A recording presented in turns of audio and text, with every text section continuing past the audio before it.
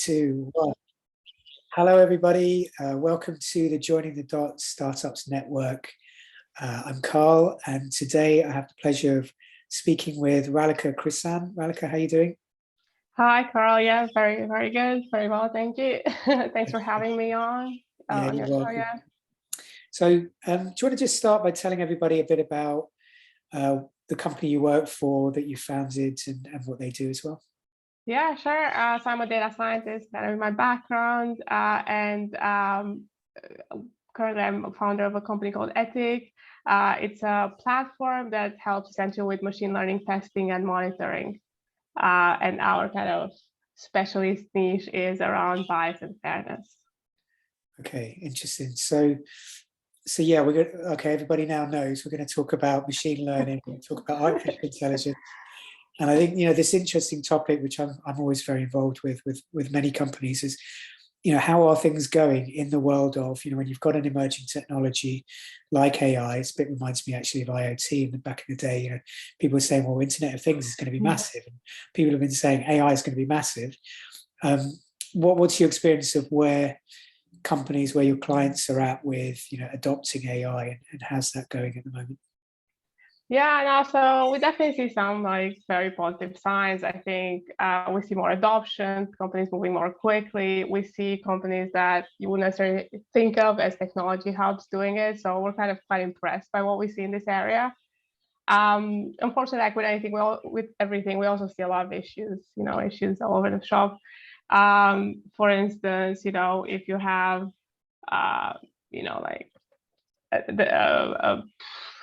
sometimes your models, instead of if you don't have the right monitoring, the right testing in place, you see some a telco losing maybe 25% of their monthly revenue within a month. Didn't realize, left it on for too long, and poof, because of some cannibalization. That's a really big problem, right? Just because no monitoring. Then you have more on the consumer side. I think some of the issues there are more around, just as an example, you still have pricing models that really shouldn't be based at all on demographics, but you still have some of them using proxies for demographics, which means essentially I might get a different voucher, a different offer, let's say, if I'm a woman versus a man or something like that. And there are various levels of impact, but it's still, as a consumer, I wouldn't really want that to happen. We still see that, and I think it's not intentional. It just kind of tends to happen, because you use that data. Another example, and it's definitely been my experience of just time wasted in the business, where you have you're building a machine learning model, something doesn't look quite right, and even in a business that I was in with many data scientists, a lot of resources, which you spend days, weeks trying to figure out what the problem was, right? That's time wasted. And we could have just, if we had proper testing in place, we would have just found it like that, really. And I mean, imagine if you would have implemented something like this with that kind of issues, it would have been me, predicting based on tossing a coin or something. It's completely worthless. There's no bottom line impact, and then you have all this investment. In a nutshell, it's not super surprising to have these issues. No, it's an emerging field, but if you do want to use the technology, I think you just have to really kind of think about how you're going to set it up. Otherwise, you'll kind of be more trouble than it's worth, and you just won't get your return back, really. Yeah, that's interesting. When you've said the first part of that, it made me think of almost like the phrase teething troubles. When you are getting a new technology adopted, then there will be these kind of ways of actually, and the second, testing things out. And then the second half of what you said made me think about, actually, it's a sign that there is some level of maturity in the landscape, and the sort of world of people have been trying things out, and now you're starting to actually guide them into, okay, it's one thing to, because I think one of the other things is to throw in the mix for those people who are not maybe so familiar with having done much AI or machine learning, is, it's often kind of considered best practice to just start small, try things out, because obviously AI isn't relevant for all different types of things you want to achieve in a business strategy. So working out, I think a lot of companies are still trying to work out, where's that sweet spot where AI is actually going to really get results, really be worth the time and effort. And then you're almost talking about the stage after that, which is, okay, now you're trying things out. You've got to really test this, because it's like everything else that, if you want to do it properly, you have to know what's going on at the right time, pick up on things that might go wrong in advance of them going wrong to mitigate risk. And you've also then got to kind of, look at how you can do that most effectively, most efficiently, again, like everything. So I think that there is a good sign of maturity there. Do you want to maybe also, thinking about people out there, you've given us some good examples there of, examples that people can sometimes, struggle if they're applying, kind of demographics to something where an offer comes through. Do you want to just give people some other ideas of, just examples so they can make this? Just example, yeah. So I think obviously in anything to do with risk assessment, that's kind of consumer based. So like around we see a lot in the financial sector, for instance, if you're predicting some like financial resilience, like we see people, especially people who build kind of models to be used by like the kind of end bank or end financial institution. They're really concerned that the data they might be getting today looks completely different from what they trained their model on. So when it comes in their system, like the system just doesn't like react as well as it should, and they really just want to like, in a situation like this, would just be like, oh, like put in the test in the front, like set it up properly, like just have the testing and alert system going on, so that a lot of the time the fix is actually automated, but you will need to have some sort of visibility if that happens. So yeah. Yeah, I'm actually, the other thing I'm just curious about now is, I'm just wondering about what's because we're obviously wanting to bring in a bit of the topic of best practice here. Like you as an organization with Etiq are obviously giving a company the ability to do more rigorous testing and more rigorous evaluation when they're in the setup process and ongoing, and when they're looking to then go and improve to the next step. But what's the alternative? Like, how are companies trying to do this if they don't have that in place?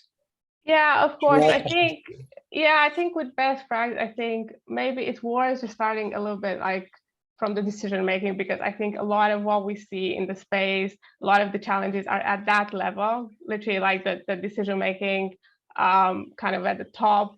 Like what we see is that basically you're kind of missing a bit of a technical translation. So sometimes we do see organizations that are super excited by the journey, and it's great. It's great to see it, and it's wonderful, to be honest. But then maybe some challenges with technical implementation are not clear to decision makers, completely understandably, to be honest. I mean, unless you're in the field, like you just wouldn't know. But they need that translation functionality, really. Like they just need people to come in and just say, well, if you do this, then this is going to happen, and don't, or even things like, if I weren't in the field, I wouldn't necessarily know why MLOps is important, right? I mean, why is it important? Even just at that kind of basic, like why kind of level. So we see that, right? So just top level.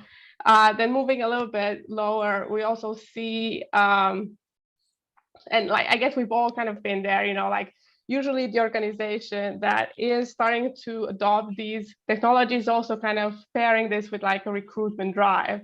And that's like often problematic in this space.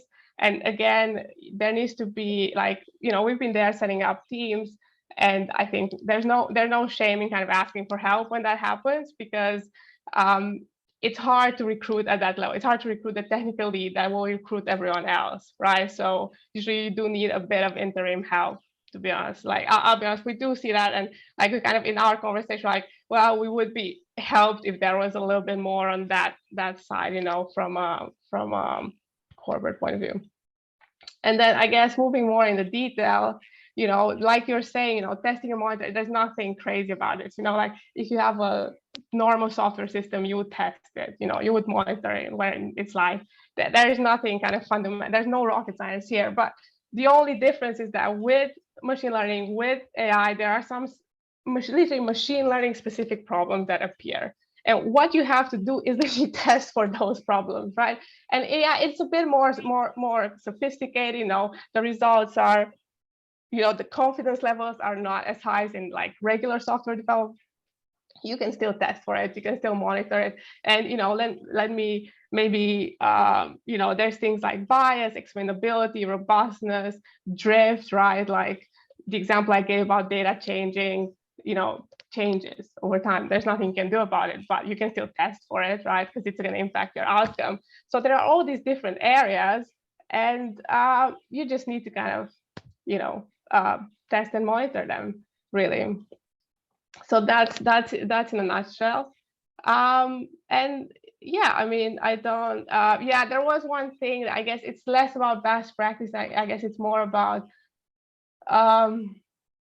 again, what we noticed. I'm not sure how relevant this is, but you know, it's super hard to understand because it's an emerging field, right? In terms of the solutions, it's super hard to like, you know, we, you know, recently had to do like a feature by feature kind of product comparison. And there were tools that we don't normally kind of look at. And we're like, oh my God, like if I were a buyer, I would be confused. Like I'm in this field, so I kind of know, I have an opinion, I know what's important. But if I were a buyer, like I can't dedicate like hours of my life just, you know, researching like, you know, some obscure MLOps topic. So yeah, I don't know if that was best practice, but I feel like I kind of feel the pain in a way, their pain sometimes.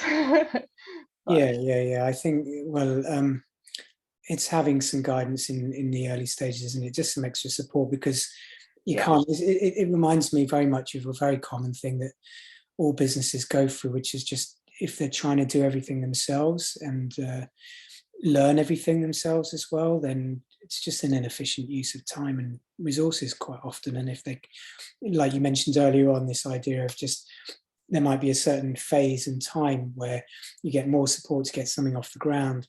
And then once you're a bit more kind of into a rhythm and you've evaluated what's your own internal best practice for processes, then you start to take off some of the what do they call it when you're riding a bike, the stabilizers and things like that. The other thing I was also made me think of when you said all of that was I was on a chatbot for, I was trying to deal with an appointment. I'll be public about my personal life. My washing machine, there was a company, I have insurance for my washing machine, and an engineer, I wanted to rearrange the engineer's visit. And the only way to try and do this, because it wasn't accepting my my reference number, whatever, in, you know, everybody's trying to shunt us into not speaking to human beings these days. So the first line was go to our website and just do this thing. And then I couldn't do that. So then all the automated AI stuff was expecting that I was able to do it online. So why are you coming to me? So all the different things I was saying, it hadn't been programmed to deal with my situation. And so I literally went around about 5 times in a similar loop with this like automated chatbot telling me, I don't understand you. Can you please try again? You know, and we've all had that one, but it was a deeper level of that. And I think, you know, the reason why I thought I'd bring up the story, because I think there is just this overall, you know, there's this story. I mean, I had it when I was working a bit in IoT as well, you know, that kind of marketing spin that, you know, you go on LinkedIn and you would think that, you know, IoT is the savior of mankind and it's going to have no problems. And, you know, smart meters are just going to be this wonderful world where you just pay less and everything's great. Or now AI is going to save the world, you know, and it's like, in order to actually get a new technology to actually work efficiently, there's just, you know, that massive bridge between our human existence and how that plays itself out and how the tech is supposed to work, right? And I think what you're saying is, if you want to, I mean, we all know, I mean, well, I know because I've got a Mac, you know, like Apple know how to do customer service. And we feel that. And why is that? Because they speak to us as human beings. And they have this balance with technology as well. And that's an art to doing that. And they put a lot of money into doing that. So I think everything you've been saying is very much about, okay, you want to do AI, do it properly, and don't, you know, put yourself at risk of, dropping the ball and then realizing you could have done this better. Yeah, no, for sure. I mean, I love these examples because it, I guess, brings it more to life, or like from a, I often look at it from kind of the builder's point of view and just like how we're building it, how we're designing it. But from a user point of view, yeah, completely. Like, it's frustrating when these systems don't work as intended. And I think maybe businesses kind of, look, to be honest, I do want this technology to work out, right? I fully believe in it. I think it's entirely possible. But this doesn't mean that, NLP, for instance, is like a known problem area, right? So the chatbot that, you are talking to, that the NLP technology was based on, it's very hard to get that right. I mean, it's just like, it's really a difficult problem. So you need to have, like, I think in our field, which is less NLP and more like machine, like tabular-based machine learning, we have this thing where it's just, you don't know something, just like business rule is, like just put an exception, whatever, like acknowledge it. Acknowledge that for some people, for some instances, for some words, whatever, in the NLP world, you just won't understand what they mean. You won't understand how to deal with it, and you can't really deal with them properly. And with some people as well, some people are different, like don't just assume you kind of can predict in the same way for everyone. Like, that's not the case. So you don't have enough information about the situation, just set it aside. Maybe a human can deal with it, or like ask the user to whatever interface in a different way. I don't know. There's a lot of different answers to this problem, but we see this actually, like in the financial sector, we see this being applied a lot. And we think because it's more regulated, people kind of have to be much more thorough about, if someone doesn't get a loan, like what are the reasons for it? And like, if it's a very special category of people, it will just be like something that it will be read by a human, which can be good and bad. Don't get me wrong. I'm not saying humans are more objective, but at least there's that level of safeguarding, or like safety, putting some guardrails in place, so that you don't have like, really harmful decisions for people. Okay, look, I think I'm going to ask you one last question, and the question is, I'm just curious, like maybe to see what pops into your head. What's one of your favorite applications of AI that you've encountered, either through your work with your own clients or something else you've seen out in the world? What's one use of AI that really kind of excites you? That excites me, yeah. So that's a great question. I think, what, there are a lot of issues with using machine learning for evaluating individuals. Like, I mean, for risk assessment, like whether as investors, as people who want to borrow money, who want to invest money, who want to get a job, go to prison, not go, whatever the use case. I think there are a lot of issues with that. However, I feel like personally, just based on my background, just kind of how I came to be what I am and so forth, that if, sometimes a human, it's really hard for a human to take into account people who are different maybe from what the human is used to, right? It's just very hard. It's like these biases are so ingrained, and for good, reasons, whatever, but it's just very hard. Whereas for a machine learning type system, you can program it, like even if it learns problems, which is like what algorithmic bias is, even if like the data it feeds is problematic, you can, if you really understand what the problem is, you can kind of reprogram it, almost like fight against it. Whereas I feel that if you just leave the human, like I think some situations in my life, like if you had left the human, I probably wouldn't have gotten that opportunity. Like, I'll be honest, like, it's the reality. But maybe the decision was much more based on like numbers and like statistics, and in the end it was like, that meant that maybe a group that is fundamentally not in a minority, but in some sort of unprivileged position, can potentially at some point get ahead, but these things are highly problematic from an algorithmic bias problem, but they really need, I don't believe we should go back to like kind of using humans, because that wasn't like a great thing either, right? I think it's better to like work on the machine. Like it's like a human evaluator, you know, like the biases there are we can reprogram, I think, the machine learning algorithm a little bit easier than we can reprogram the human. I don't know. Yeah, well, I mean, my thesis at least. We've opened a conversation that has to be for another video, because that is a fascinating topic, which I'm sure everybody is. You know, I feel, you know, having worked in tech all my life, and yourself, like, you know, there is a significant responsibility on the people building all these systems to get it right, because I quite like some of the ways that humans have operated, you know, and I think there's intuition and stuff, but I also understand your point. You know, we can look at the negatives and the positives about humans doing these decisions, and you know, I'm a big fan of sometimes when you can get, like, you know, algorithms or zeros and ones that can be magic, but also then that's got to be in the right sort of framework. So yeah, good luck with all that. It's not about it's not about taking the human out. It's more about, you know, using the machine to balance some of the issues in the kind of more like human-based decision making, shall we say? Yeah, and I think also, you know, back to, I think something we've talked about in the past is also when these algorithms can be transparent, and when people, you know, I mean, Elon Musk talking about, you know, making the Twitter algorithm open source so that everybody can have a look at it and poke around.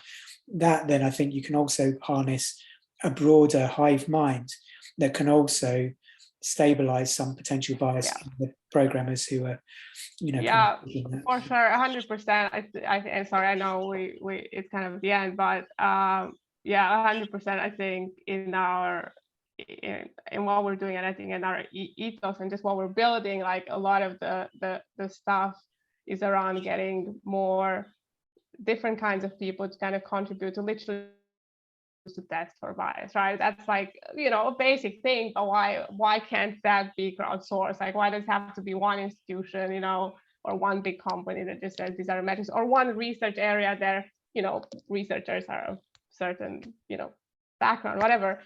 You know, we think that there has to be a little bit more like, I don't want to use the word diverse, but just more different kinds of people, more movement there, like a bit more variety. Yeah, and you know, wisdom in the crowd, I think, is a term to mention. Raluca, it's been really enjoyed the chat, and we'll post your LinkedIn and the website for Etiq.ai down below this video, so people can follow up with you and continue the conversation in the normal ways. And everybody, thanks for your attention, thanks for your interest in today. We'll send more videos. Obviously, if you want to subscribe, then you'll get notifications when new videos come out. And yeah, have a great rest of the day, Raluca, and everybody out there.